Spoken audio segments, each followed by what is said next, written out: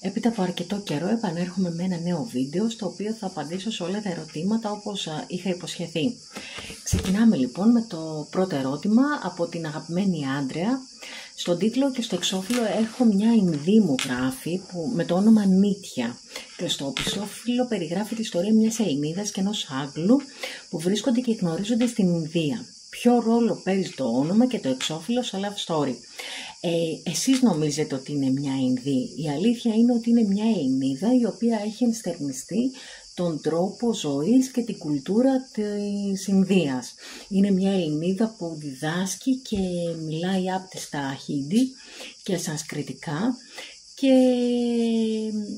παίζει ρόλο μεταφράστριας, διερμηνέως και είναι ο συνδετικός κρίκος του κόσμου του ήρωα, των δύο κόσμων του ήρωα. Πρέπει να διαβάσετε το βιβλίο για να καταλάβετε το συσχετισμό και το Νίτια σημαίνει αιωνιότητα.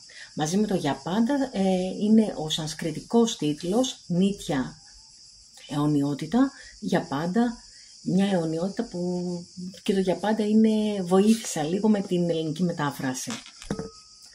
Η αγαπημένη Μαρία ρωτάει περίπου το ίδιο πράγμα, ότι τι σχέση έχει η Ελληνίδα και ο Άγγλος με τον τίτλο και το εξώφυλλο. Είναι πράγματι μια Ελληνίδα με Ινδική κουλτούρα και είναι ο συνδετικός κρίκος για τον ήρωα και τον κόσμο του. Η Σταυρούλα, η έμπνευση, είναι μια ερώτηση που μου έχετε κάνει πάρα πολλές φίλες κυρίως, ότι από πού προέρχεται η έμπνευση και πώς έγραψα για Ινδία. Να πω ότι έχω έναν ιδιαίτερο δεσμό με την Ινδία, είναι η αρχή της ύπαρξής μου σε αυτή τη χώρα. Αυτή η χώρα είναι η αρχή της ύπαρξής μου, τα γενέθλιά μου είναι η μέρα των γενεθλίων του Μαχάτμα Γκάντι. Δεν ξέρω, έχω έναν ιδιαίτερο δεσμό με τη χώρα. Κάποιοι μου λέγανε ότι μοιάζω και με Ινδί κιόλας και δεν ξέρω, έχω μια ιδιαίτερη αδυναμία και σύνδεση. Ήθελα ως φοιτήτρια κλασικής φιλολογίας να μάθω και σανσκριτικά, γιατί οι ρίζες των ελληνικών με τα Ινδικά είναι κοινές, έχουμε πολλές κοινές ρίζες.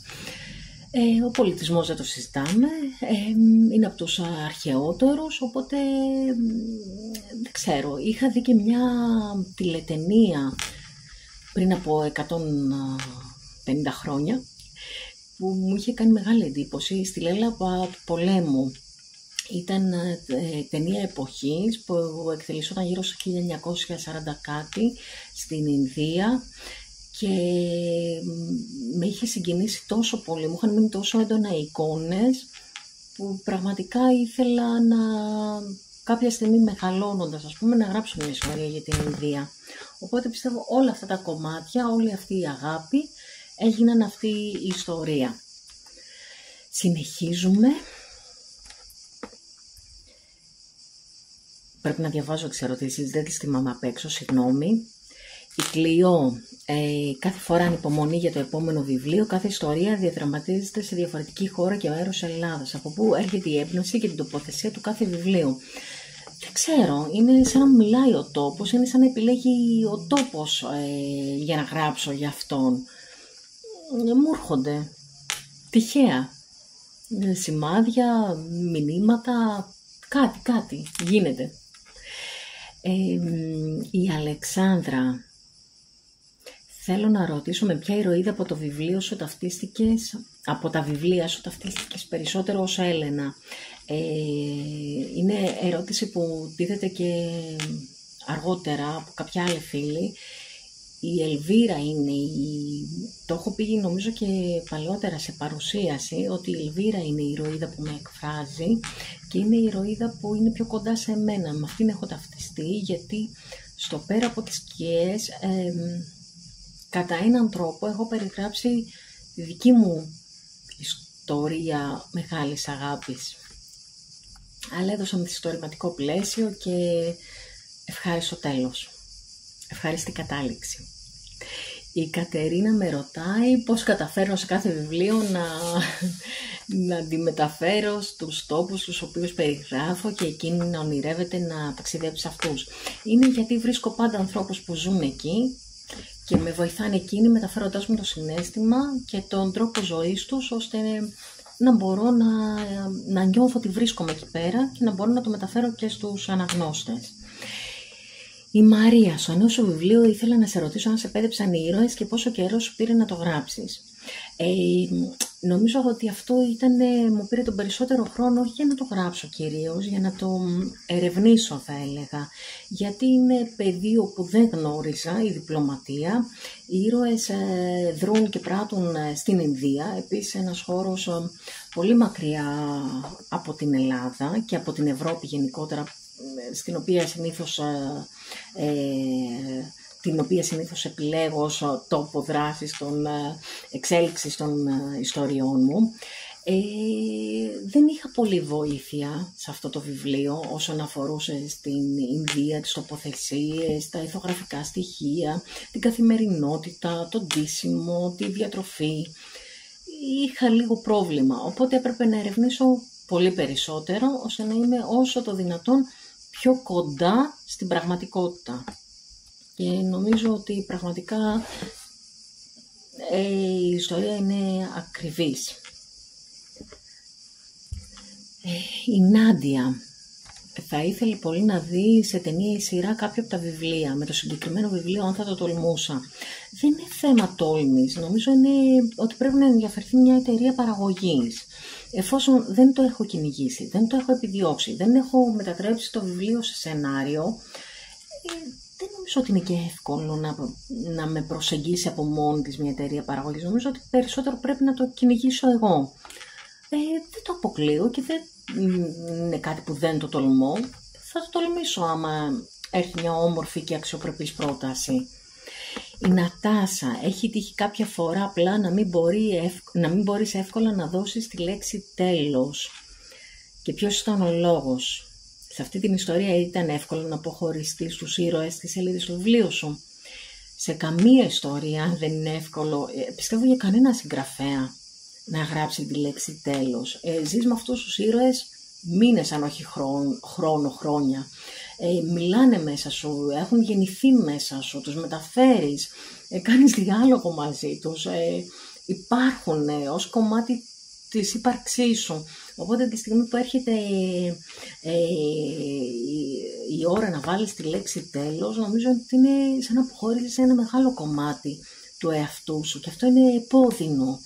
Δεν μπορεί δηλαδή, ενώ ξυπνάς 6 μήνες με 2 κεντρικούς, να το περιορίσω, με 2 κεντρικούς ήρωες, ξαφνικά να πεις αντίο και να συνεχίσεις με την επόμενη ιστορία, με τους επόμενους ήρωες, που επίσης γίνονται και αυτοί κομμάτι του εαυτού σου. Οπότε, ναι, είναι δύσκολο κάθε φορά. Η αλήθεια είναι ότι αγάπησα αρκετά τον Ντάνιελ και την Αλεξάνδρα και μου ήταν πάλι πάρα πολύ δύσκολο να τους αποχωριστώ και επειδή έτυχαν και πάρα πολλά και πολύ δύσκολα γεγονότα μέσα στο καλοκαίρι για εμένα, γενικώς ήταν δύσκολο να αφοσιωθώ και να συνεχίσω με την επόμενη ιστορία. Η Χαρά. Όλα τα βιβλία είναι υπέροχα, πόσο δύσκολο είναι να έχεις έμπνευση χωρίς να πέσω στην παγίδα το να μοιάζουν όλα τα βιβλία μου μεταξύ τους. Κάθε ιστορία είναι διαφορετική, κάθε ζευγάρι μοναδικό, ζουν τη δική τους ιστορία αγάπης, είναι διαφορετικό το πλαίσιο, είναι διαφορετικός ο τόπος, η χώρα, οι συνθήκες, οπότε επιλέγοντας νομίζω και άλλη δομή, άλλη ιστορία αγάπης, δεν πέφτω και στην παγίδα του να επαναλαμβάνομαι. Ναι, συνήθως, να πω ένα πράγμα, ότι συνήθως επιλέγω ο άντρας να είναι ο σοβαρός, ο μετρημένος, αυτός που πρέπει να ακολουθήσει το χρέος του, και οι γυναίκες μου είναι πιο ανεξάρτητες, πιο δυναμικές πάντα, αλλά πιο ελεύθερες, αν και το ίδιο σοβαρές, πολύ δυνατές και πολύ μετρημένες. Αλλά είναι πιο αερικά, όπως είναι η Αλεξάνδρα, ας πούμε. Είναι αερικό η Αλεξάνδρα. Αυτό είναι, νομίζω, ένα μοτίβο που ακολουθώ. Ο ήρωας πιο του χρέους και η γυναίκα λίγο πιο, η ηρωίδα μου πάντα πιο ελεύθερη στην ψυχή της. Νατάσα, έχεις μπει στον πειρασμό να δώσεις μια πιο τραγική κατάληξη σε κάποια ιστορία σου? Αυτό είναι το μικρό μεγάλο μου μυστικό.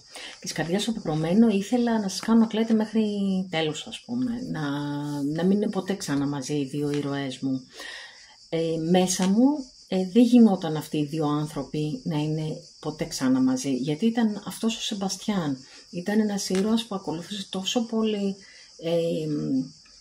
το χρέος που δεν θα μπορούσε να νικήσει αυτή την ανάγκη, αυτή την αίσθηση καθήκοντος για να είναι με τον έρωτά του. Μέσα μου τους έβαλα να χωρίσουν. Αλλά επειδή λέω ότι η ζωή είναι πολύ σκληρή και δεν έχει happy end. Δηλαδή, ναι, είναι πολύ σπάνιο να δεις γύρω σου συσσαγωγικά happy end σε έναν μεγάλο έρωτα. Θεωρώ ότι στα βιβλία και στις ταινίες μας αξίζει, μας ανήκει. Οπότε επιλέγω πάντα να έχω ένα ευχάριστο τέλος στα βιβλία μου, σαν να κλείνει ένας κύκλος μέσα από πολλές δοκιμασίες, πολλούς αγώνες, πολλές στεναχώριες, να έρχεται η κάθαρση. Και στον Νίτια ήθελα να δώσω δυσάρεστο τέλος Νατάσα, αλλά κρατήθηκα. Το Νίτια είναι ένας έρωτας αιώνιος, ξεπερνάει τα όρια της ύπαρξης και του χρόνου και ξεπερνάει τη φθορά του χρόνου. Μπορεί να δημιουργήθηκε σε μια στιγμή, μπορεί ο έρωτάς τους χρονικά να διήρκεσε μήνες, αλλά ήταν τόσο δυνατός που έσπασε το φράγμα του χρόνου και κέρδισε την αιωνιότητα. Οπότε δεν είχε σημασία αν θα είναι μαζί οι χώρια. Αγαπιόταν σε όποιο χώρο χρόνο βρίσκονταν αυτοί οι δύο. Η Κατερίνα, πώς εμπνεύστηκα τον Νίτια, ποιο ήταν το ερέθισμα για να ξεκινήσω το βιβλίο. Είναι αυτό που λέω, ότι γεννήθηκα με την Ινδία μέσα μου. Έχω ιδιαίτερη αδυναμία στη χώρα, την ετοίμαζα πάρα πολλά χρόνια, την περίμενα να γεννηθεί αυτή την ιστορία, την αγάπησα πάρα πολύ. Η Πόπη ρωτάει πόσο δύσκολο είναι να πω ποιο βιβλίο μου με αντιπροσωπεύει περισσότερο. Είναι πολύ δύσκολο, γιατί κάθε βιβλίο είναι κομμάτι μου, είναι η ύπαρξή μου, είναι κατάθεση ψυχής. Περιγράφω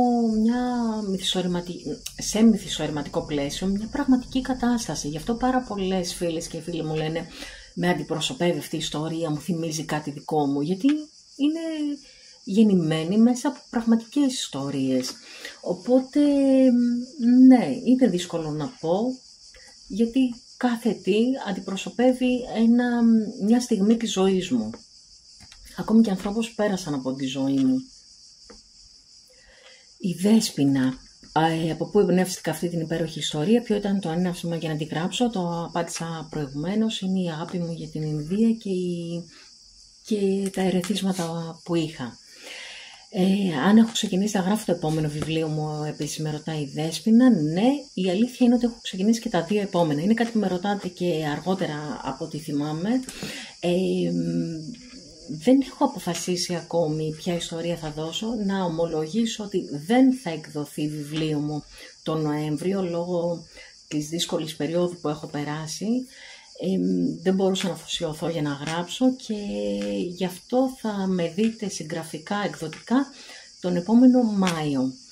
Η αλήθεια είναι ότι είχα 4 ιστορίες στο μυαλό μου, γιατί μου άλλαξε το εκδοτικό πρόγραμμα. Είχα ένα πρόγραμμα στο μυαλό μου, αυτό ανατράπηκε λόγω των γεγονότων, των δυσάρεστων γεγονότων. Προσπαθώ να καταλήξω στις 2 επόμενες του 25. Δεν θέλω να πω ακόμη κάτι για να κάνω έκπληξη. Ίσως εκπλήξω και τον εαυτό μου, γιατί δεν έχω πάρει ακόμη ακριβώς την απόφαση. Γράφω, δεν είναι ότι δεν γράφω, απλώς δεν έχω αποφασίσει αν αυτό που γράφω θα είναι η ιστορία που θα μοιραστώ μαζί σας τον Μάιο. Η Αλεξάνδρα αυτό με ρωτάει αν ξεκουράζομαι, σκέφτομαι ήδη το επόμενο. Η αλήθεια είναι ότι ξεκουράζομαι πάντα γράφοντας. Είναι η διαφυγή μου, το καταφύγιό μου, η ανάσα μου, οπότε δεν θα σταματάω ποτέ να γράφω. Ματούλα. Η Ματούλα με ρωτάει αν έχω ταξιδέψει στα μέρη που αναφέρω στα βιβλία ή αν θα ήταν όνειρο που θα ήθελα να γίνει πραγματικότητα. Έχω ταξιδέψει πάρα πολλές από τις χώρες που περιγράφω. Υπάρχουν φυσικά οι περισσότερες είναι που δεν έχω ταξιδέψει ακόμη και είναι επιθυμία να ταξιδέψω, να τις επισκεφθώ. Ομολογώ ότι ο μεγάλος μου έρωτας από τότε που θυμάμαι τον εαυτό μου είναι η Αργεντινή. Και πραγματικά ελπίζω κάποια στιγμή να βρεθώ στο Μπουένος Άιρες και να ανασάνω τον αέρα της Αργεντινής. Η ευθυμία, Έφη. Με ποιον ήρωα ή ηρωίδα έχω ταυτιστεί ή δεθεί περισσότερο από όλα στα βιβλία. Με ρωτάει σωστά γιατί πραγματικά δίνω στοιχεία μου και στους άντρες ήρωές μου και για τους οποίους συνήθως μιλάω πολύ με άνδρες φίλους μου για να με βοηθάνε στον τρόπο που σκέφτεται ένας άνδρας, τη συμπεριφορά του, τον τρόπο αντίδρασής του. Το είπα και προηγουμένως όμως, το πέρα από τις σκιές είναι η ιστορία αγάπης μου, αν μπορώ να το πω έτσι. Ο Ιταλός μου είναι ο έρωτάς μου και η Ελβίρα είναι η ηρωίδα που είναι πιο κοντά στη δική μου προσωπικότητα. Η Ελένη με ρωτάει αν θα πώς αποφασίζω κάθε φορά με ποιο θέμα θα ασχοληθώ. Δεν είναι απόφαση, είναι κάτι σαν σημάδι, κάτι μου μιλάει η ιστορία, ότι εκείνη τη στιγμή πρέπει να γεννηθεί. Αυτή τη στιγμή, ας πούμε, έχω 4 ιστορίες, περιμένω τη μία να μου πει κάτι.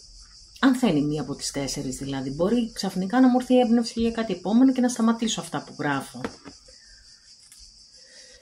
Η Νίκη, έχεις μεγάλη φαντασία και το έχεις αποδείξει. Υπήρξε κάποια στιγμή που δεν είχες έμπνευση και δεν μπορούσες να γράψεις ούτε μια σειρά και αν ναι, τι έκανες. Δεν υπήρξε ποτέ στιγμή που να μην έχω έμπνευση. Το πρόβλημά μου είναι ότι δεν έχω χρόνο για να γράφω συνέχεια όλα αυτά που έχω εμπνευστεί. Είναι κάτι όμως που συμβουλεύω φίλες και φίλους όταν γράφουν και μου λένε δεν έχω έμπνευση, τι να κάνω.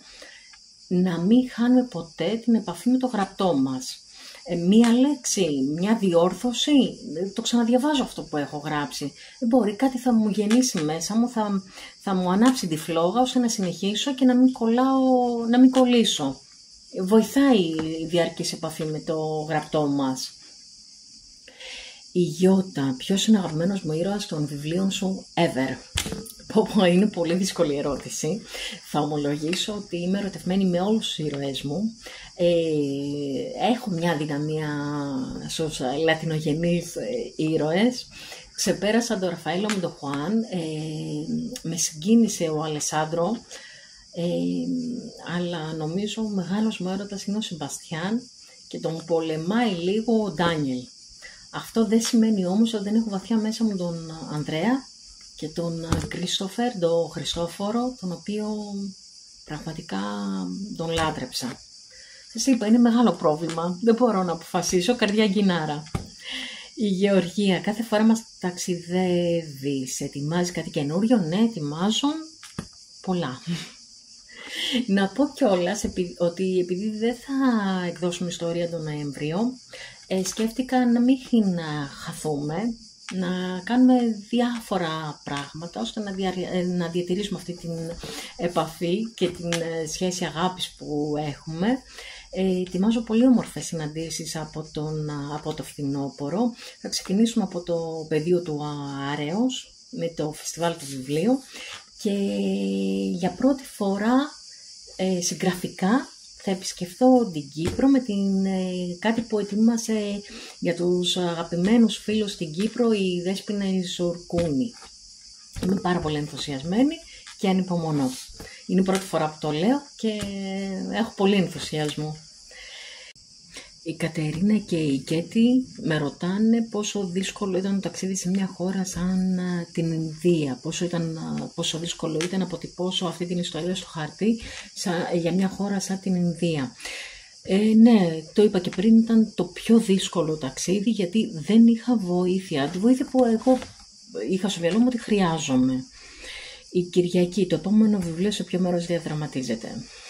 Δεν μπορώ να πω γιατί είναι έκπληξη. Η ερώτηση σωστή είναι σε ποια εποχή εκτιλήσεται, όχι σε ποια τοποθεσία. Για να βοηθήσω λίγο. Επίσης, Κυριακή, πόσο χρονών ήμουν όταν σκέφτηκα για πρώτη φορά πως θέλω να γράψω κάτι. Στην Τετάρτη Δημοτικού, νομίζω, είχα πει, διαβάζοντας Ιούλιο Βέρν, είχα πει ότι θέλω να γίνω συγγραφέας, να γράφω τέτοιες ιστορίες. Αλλά όταν διάβασα στην έκτη Δημοτικού, ήμουνα σίγουρα, τα πρώτα μου Άρλεκιν, είπα ότι ανυπομονώ να μεγαλώσω για να γράψω τις δικές μου, να έχω εμπειρίες για να γράψω τις δικές μου ιστορίες αγάπης. Εκεί νομίζω σχηματίστηκε η εικόνα. Ο Πάρης, ο αγαπημένος, τα έγραφα ποτέ μια σημαντική ιστορία με θέμα την ομοφυλόφιλη αγάπη δύο ανδρών ή δύο γυναικών αντίστοιχα.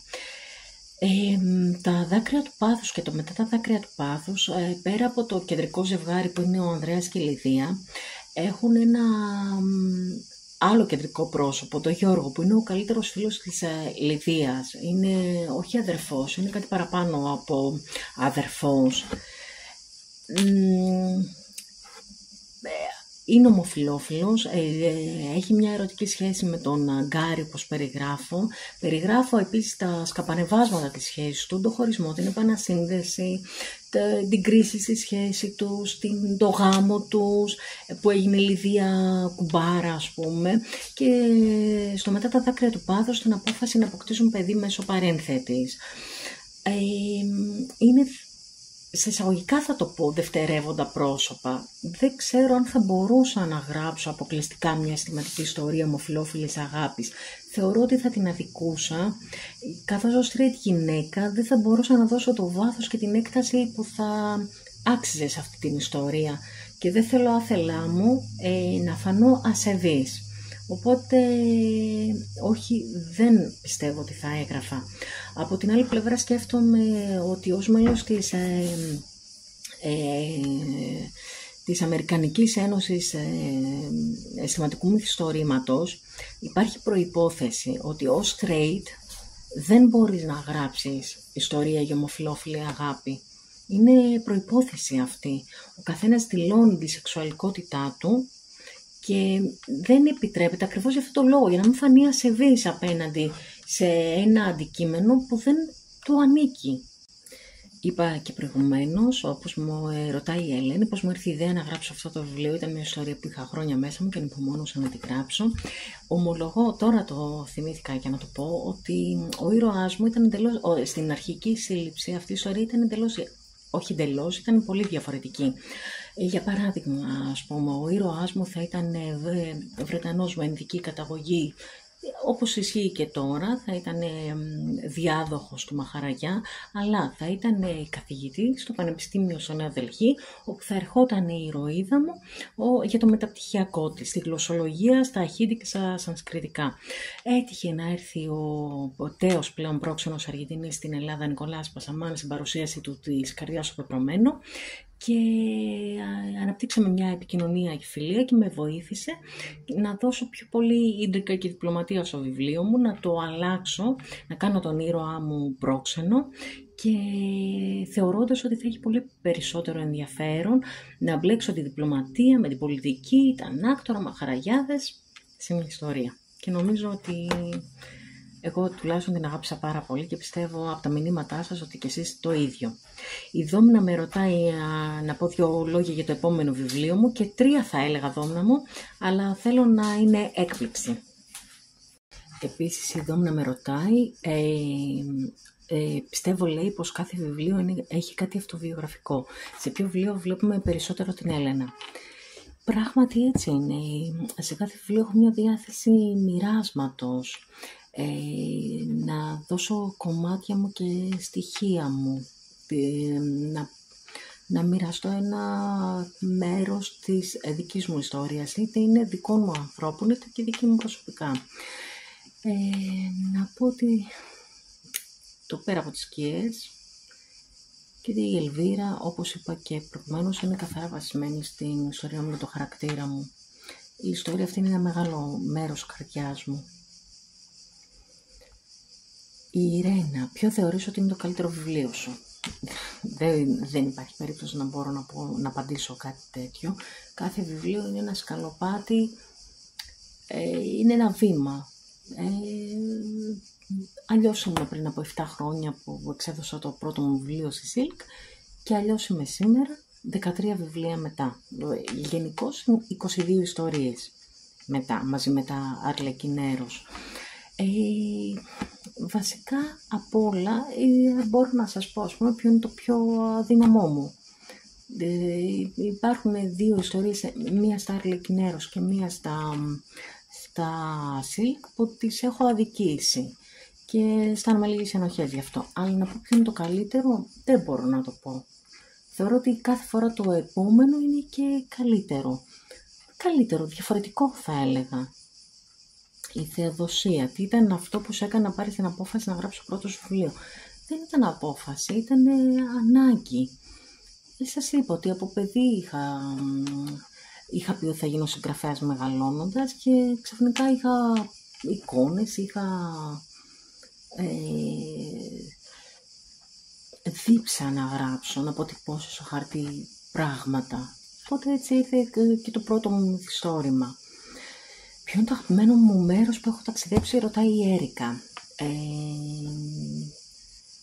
Το Νάσβιλ το λάτρεψα, πήγαινα σχεδόν 10 χρόνια για 1,5 μήνα και ζούσα, οπότε είναι μεγάλος μου έρωτας, αλλά αυτό που πραγματικά θεωρώ ότι είναι το όνειρό μου είναι η Ρώμη. Στη Νέα Υόρκη την ησυχάθηκα, δεν μ' άρεσε καθόλου. Η Ρώμη είναι όνειρο, είναι ας πούμε και στόχος μου κάποια στιγμή να ζω εκεί πέρα. Η Νεκταρία, από τα βιβλία που έχω γράψει, ποιο έχει λίγο παραπάνω ξεχωριστή θέση στην καρδιά μου? Δεν μπορώ να το πω αυτό. Το καθένα έχει γραφτεί σε διαφορετική εποχή, υπό διαφορετικές συνθήκες, κάτι έχει να μου πει, είναι κομμάτι μου, το καθένα είναι ξεχωριστό. Η Σταλό, όντως η ερώτηση είναι αν έχω ταξιδέψει σε όλους τους προορισμούς που περιγράφω. Όχι σε όλους, αλλά θα το ήθελα πολύ. Κάποια στιγμή νομίζω θα καταφέρω. Η Μαρία. Θέλει να ρωτήσει κάτι πιο προσωπικό. Μέσα στις ιστορίες μου κρύβονται προσωπικά μου βιώματα ή ιστορίες αγάπης κάποιων δικών μου ανθρώπων? Το απάντησα και πριν, ναι. Είναι λόγια, σκέψεις, οι χωρισμοί, οι άνθρωποι, είναι όλα μέσα στις σελίδες των βιβλίων μου. Η Αθηνά, ποιον ήρωά σου από όλους θα μπορούσε να ερωτευτεί σαν εφόρον? Σεμπαστιάν. Πολύ εύκολο ήταν αυτό ως απάντηση. Ναι, τον κάθε ήρωά μου πολύ. Τους πλάθω έτσι ώστε να είναι ερωτεύσιμοι. Η Σμαράγδα, ποιο είναι το αγαπημένο μου σημείο για να γράφεις? Είναι λίγο ανορθόδοξο αυτό που θα πω, αλλά νομίζω ότι είναι το κρεβάτι μου. Η Πετρούλα, ποιος είναι ο αγαπημένος μου ήρωας από τα βιβλία σου? Είναι σε όλους αδυναμία. Καρδιαγκινάρα, δεν μπορώ να ξεχωρίσω με τίποτα. Τους αγαπώ όλους, είμαι ερωτευμένη με όλους. Υπήρξε κάποια ιστορία που να σε δυσκόλεψε περισσότερο σε ό,τι αφορά την έρευνα? Ρωτάει η Νίνα. Ναι, ιδιαίτερα το τελευταίο, γιατί είπα αρκετές φορές προηγουμένως ότι δεν είχα τη βοήθεια που χρειαζόμουν. Και φυσικά το βιβλίο εποχής, η ρομαντική ιστορία εποχής, το έρωτας φλόγες του πολέμου, γιατί ακριβώς είναι σε μια εποχή ιστορική, όπου χρειαζόμουν αρκετά ηθογραφικά στοιχεία της καθημερινότητας, τι τρώγανε, πώς δίνονταν, οι συνήθειές τους, και αυτά ήταν λίγο δύσκολο να τα ερευνήσω. Ο Στάθης, θα έγραφα κάποια στιγμή ένα βιβλίο με αληθινά γεγονότα, είναι βιβλίο με μικρές ιστορίες? Ναι, με αληθινά γεγονότα το έχω σκεφτεί, κάποια στιγμή θα το γράψω. Με μικρές ιστορίες δεν ξέρω, αλλά δεν είναι και κάτι που αποκλείω. Γιατί όχι. Η Γεωργία, ποιο είναι το αγαπημένο μου βιβλίο?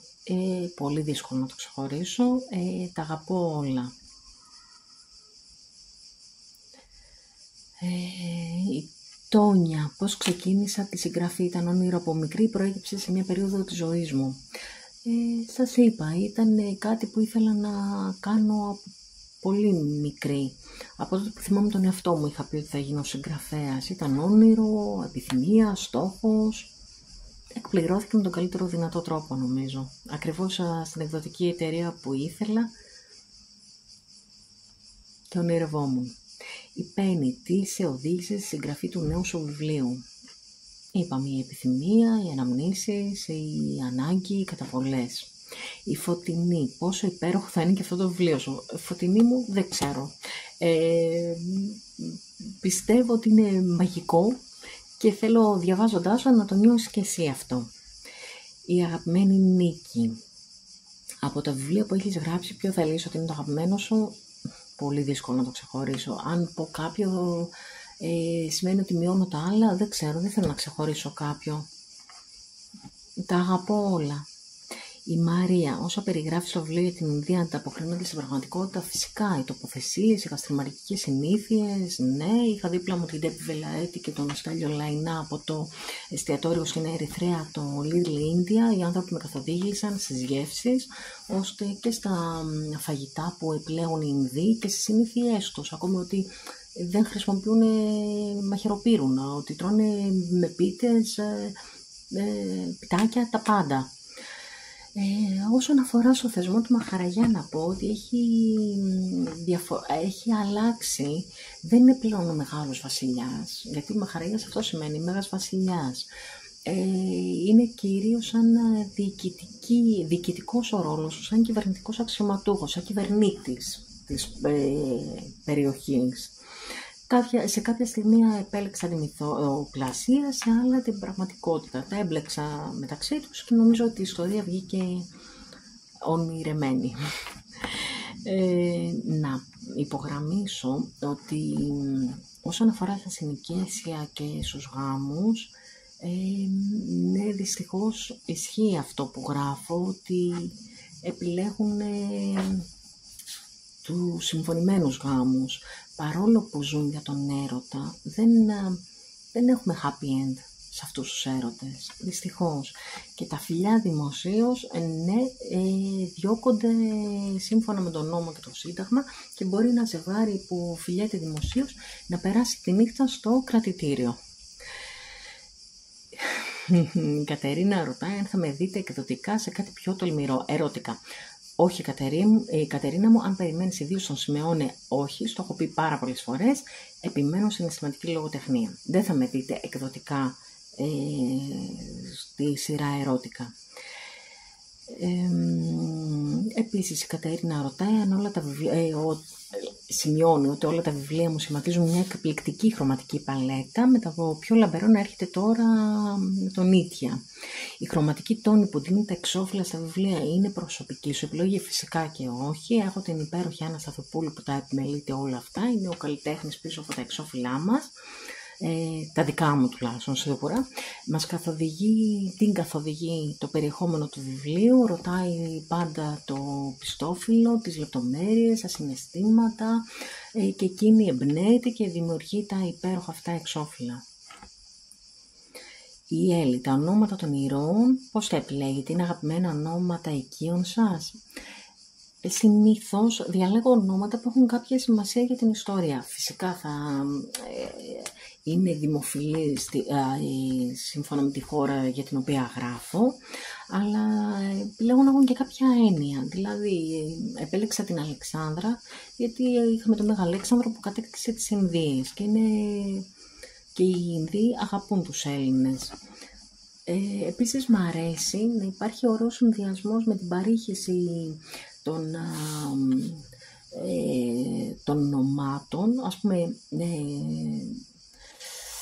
Νίκος Δάφνη, Χριστόφορος Ανδριάννα, καταλάβατε τι θέλω να πω, Λιδία Ανδρέας, έχουμε το Δέλτα μέσα. Θέλω να υπάρχει ωραίος συνδυασμός στη φωνητική εκφορά των ονομάτων. Αυτά ήταν τα περισσότερα, όχι τα περισσότερα, αυτά ήταν τα ερωτήματά σας. Σας ευχαριστώ πάρα πολύ για την συνεργασία, για το παιχνίδι που συμμετείχατε. Ευχαριστώ πάρα πολύ που είστε κοντά μου όλα αυτά τα χρόνια. Ευχαριστώ τους νέους φίλους, τις νέες φίλες, τους παλιούς που με στηρίζετε από την πρώτη στιγμή.